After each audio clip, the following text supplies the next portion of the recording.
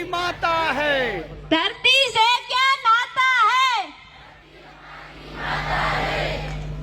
ભગવાન કરે એ ચમત્કાર છે, મહેનતથી થાય એ સપના સાકાર છે, વડીલોથી મળેલા સંસ્કાર છે, અતિથિને આવકાર છે, આપ સર્વને મારા દિલથી નમસ્કાર છે।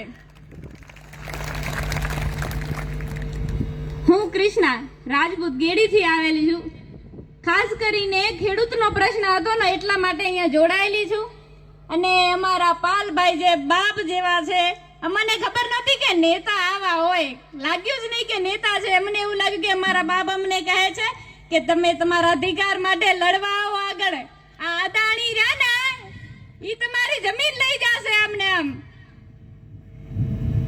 જમીને અદાણીએ અમને દાનમાં આપી નથી, તો એમને મન ફાવે ત્યાં ગમે ત્યાં એ થાંભલા ઉભા કરે એ અમે સહન કરશું નહીં, નહીં, નહીં, નહીં, ક્યારે સહન નહીં કરીએ।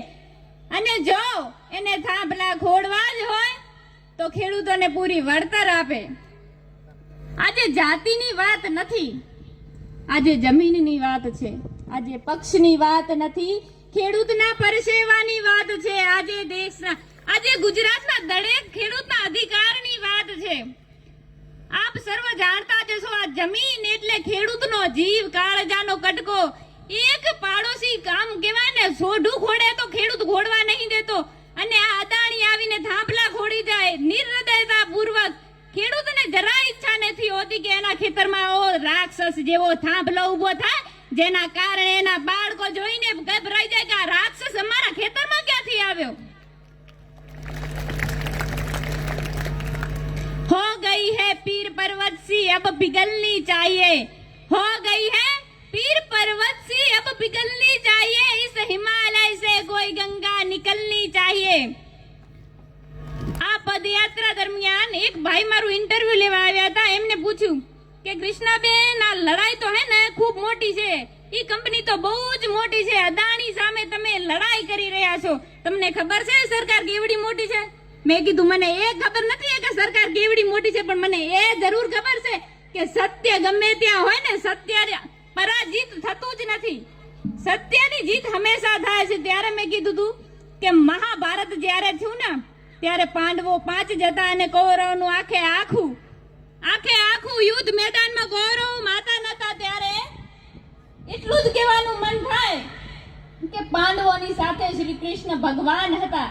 તો હું એમ કહેવા માંગુ છું કે અમારું જો સત્ય હશે, અમે સત્ય માટે લડીએ છીએ, તો અમારી સાથે દ્વારકાધીશ હશે, હશે, હશે અને હશે જ, કેમ ના હોય ભાઈ? સરકારને અમારી વાત સાંભળવી જ પડશે, અમને ન્યાય આપવો જ પડશે। કેમ ના આપે ન્યાય? શું મારો અધિકાર નથી કે અમારી જમીન માટે અમે ઊભા થઈને બોલી પણ ના શકીએ? ઘણા ખેડૂતોને તો એ પણ ખબર નહીં કે આપણે આપણા હક માટે ઊભા થઈને લડવું પડે, એને એ જ ખબર નથી કે આ બસ કામવાર આયા અને કરીને ભગીને જતા રહેશે, પણ એવું નથી। આપણું સંવિધાન બધાને હક આપે છે। આ સરકાર સંવિધાનથી મોટી તો નથી થઈ ગઈ ને, તો શું કામ 10% વળતર આપે છે? બજાર ભાવના 4% વળતર કેમ નથી આપતી? સરકારને થોડું ચૂકવવાનું છે, કહે ને અદાણીને કે આપી દે, અદાણીના બાપની જમીન નથી, અમારા બાપ દાદાએ ખાટી સા અને રોટલો ખાઈ, અને જ્યારે અમારી દાદીમાં, મને હજી પણ યાદ છે કે કડલાન કહેવાય ને ઈ બધું અડાણું મેગીના જમીન ખરીદી ઈ કઈ આ અદાણીના થાંભલા ખોડવા માટે ખરીદી છે? એના માટે ખરીદી છે? એમ કહે છે કે થોડી ઘણી વળતર આપી, ખેડૂતને લાલચ આપી અને આપણે આપણું કામ કરી નાખશું। શું તમને લાગે છે કે આ રાષ્ટ્ર હિત માટે કામ કરી રહ્યા છે, જેના પોતાના જ રાષ્ટ્રના ખેડૂતો આમ કે પાયમાલ થઈ જાય? હવે ખેતી જ ના રહે તો ખેડૂત ક્યાંથી વિકાસ કરવાનો? મારી વૃદ્ધિ થાય એટલે બસ ખેડૂતનો વિકાસ થાય કે ના થાય મારે કાંઈ નહીં, બસ આવું જ કંઈક અદાણી કરી રહ્યા છે। પહેલા અંગ્રેજોમાં એવી કંઈક કૂટનીતિ હતી કે ભાગલા પાડો અને રાજ કરો, એવા જ અત્યારે અદાણીમાં મને એવું દેખાઈ રહ્યું છે। ઈ તો પ્રદેશમાં હતા, કદાચ કરે તો આપણને એટલું દુઃખ ના થાય, આપણે એને ઘણા આગળ લીધા, એને એટલે જ આપણા ઉપર આટલો અત્યાચાર કરી રહ્યા છે। ભાગલા પાડો, થાંભલા ખોડો અને રાજ કરો, અત્યારે એવી જ કંઈક પરિસ્થિતિ દેખાઈ રહી છે। શું તમને નથી લાગતું કે આ સાવ અન્યાય અને અત્યાચારના રસ્તે અદાણી જઈ રહી છે? જ્યારે જનતા ના ભૂગે, સરકાર ના ભૂગે તો ઉપરવાળો તો ભૂગે જ। સિકંદર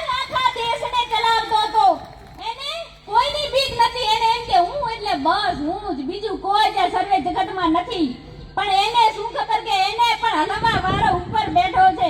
એવું દુઃખ મેક્યું, કોઈ દવા કામ ના કરે, કોઈ દુઆ કામ ના કરે, પછી કહે હે ઈશ્વર મારી ભૂલ માફ કર, હે ઈશ્વર મારી ભૂલ માફ કર, મારા કર્મોની સજા મને મળી ગઈ.